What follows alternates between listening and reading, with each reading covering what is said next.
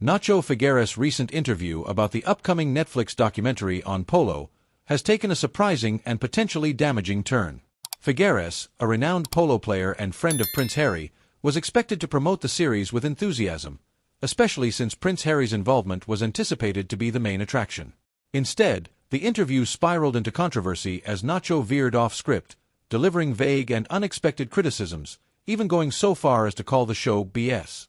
This startling outburst has left Netflix executives and corporate sponsors on edge, raising serious concerns about the documentary's future and its potential to connect with audiences. In what seemed like an attempt to appear nonchalant, Figueras dismissed traditional marketing approaches, making offhand remarks about the idea that there's no such thing as bad press.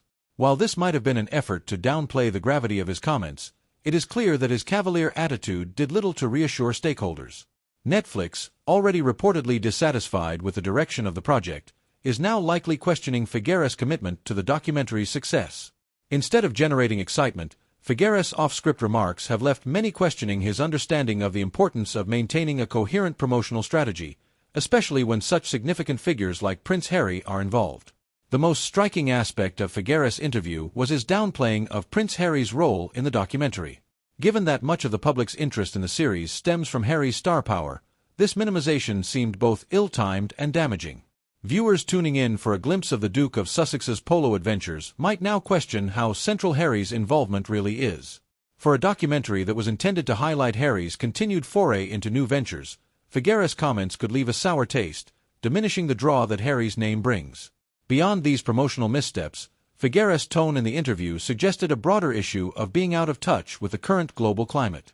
At a time when audiences are grappling with much weightier issues, such as natural disasters, political unrest, and economic challenges, his focus on a niche sport like polo came across as tone-deaf.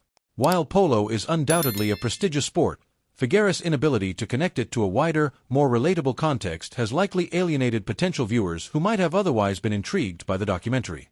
Adding to the complications, insiders at Netflix have expressed frustration with the current state of the documentary, noting that it focuses too heavily on Figueras and his circle of polo-playing friends rather than on Prince Harry.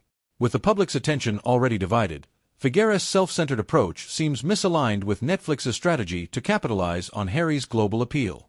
His failure to promote the documentary effectively has likely exacerbated Netflix's concerns about the project's potential to resonate with mainstream audiences.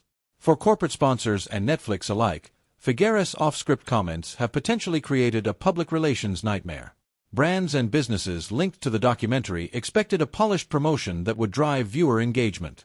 Instead, they now face the fallout from Figueras' dismissive attitude and controversial statements.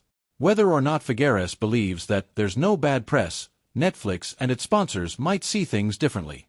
With millions invested in the production and marketing of this documentary, the last thing they need is for it to flop due to poor promotion and public disinterest. The future of the documentary remains uncertain, but one thing is clear. Nacho Figueras' poorly handled interview has only added fuel to the fire of Netflix's mounting concerns.